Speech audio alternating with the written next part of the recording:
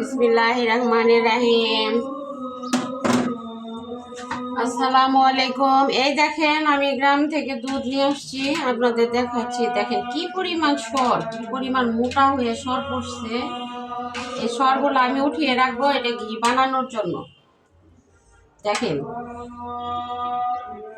আমরা এই ঢাকা থেকে দুধ কিনে খাই, আমি তো খুব একটা কিনি না, কারণ ঢাকার দুধ আমি পছন্দ করি না। এই যে দেখেন সরের অবস্থা দেখছেন কতটা মোটা,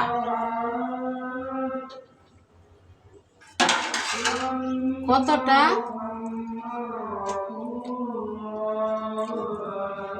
মোটা হয়ে সর পড়ছে। দেখেন এই দেখতে পাচ্ছেন, এগুলো আমি উঠাইয়ে, এই ঘির উপরে কোনো ঘি নাই, আপনারা কিনে খান সেটা জীবনেও যত ভালো বলুক তারপরেও পিওর বলবে ঘি না।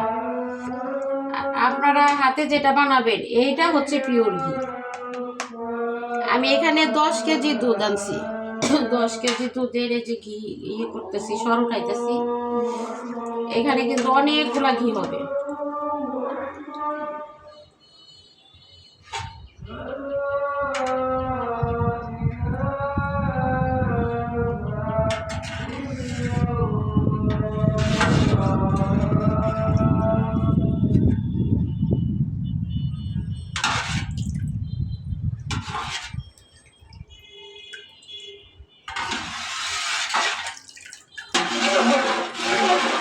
এই দুধটা আমি আবার জাল দিব। এই দেখেন কতগুলা, এই যে দেখেন একবার উঠাইলাম, বুঝতে পারছেন? একবার উঠায় এতগুলা সর।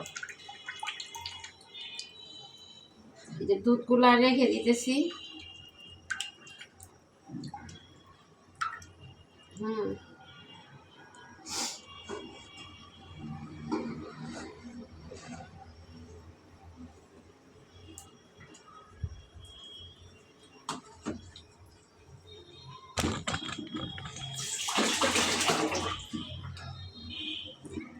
এখন আমি আবার এই যে দুধটা জাল চালিয়ে দিছি, দুধটা আমি গরম করব।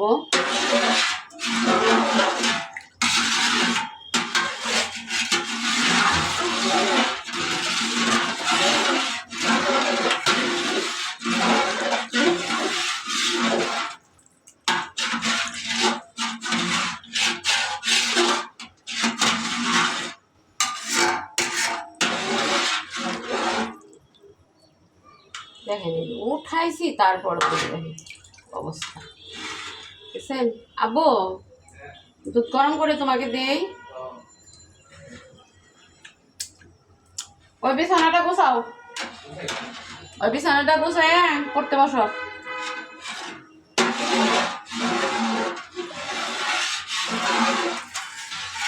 দুধের কালার কি আপনারা হয়তো দেখতে পাচ্ছেন। আর আপনার এখান থেকে দুধ কিনলে দেখেন সর উঠানোর পরে ওই আঙ্গুলে থাকে, আর এখান থেকে দুধ কিনলে আপনার আঙ্গুলটা একদম পানির মতো মনে হয় ধুয়ে গেছে এরকম।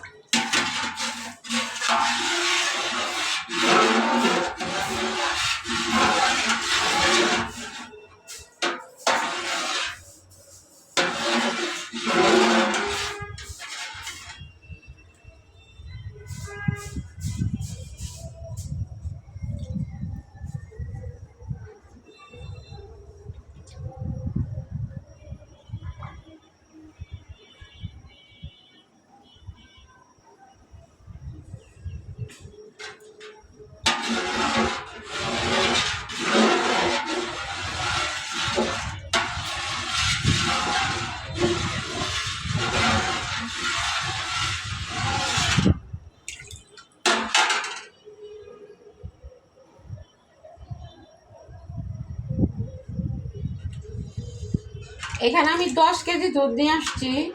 আমি রোজার মধ্যে আরও দুধ আনবো, কারণ রোজার মধ্যে আমার দুধ ছাড়া চলে না। আর এইরকম দুধ তো আর শহরে পাওয়া যায় না, এই জন্য গ্রাম থেকে কষ্ট করে করে নিয়ে আসতে হয়। আর দামও কম, এখানে 70 টাকা করে আমি দুধ আনছি, আর এই শহরে 90 টাকা 100 টাকা করে আপনার দুধ। মানে জিনিসটাও ভালো না, আবার দামও বেশি।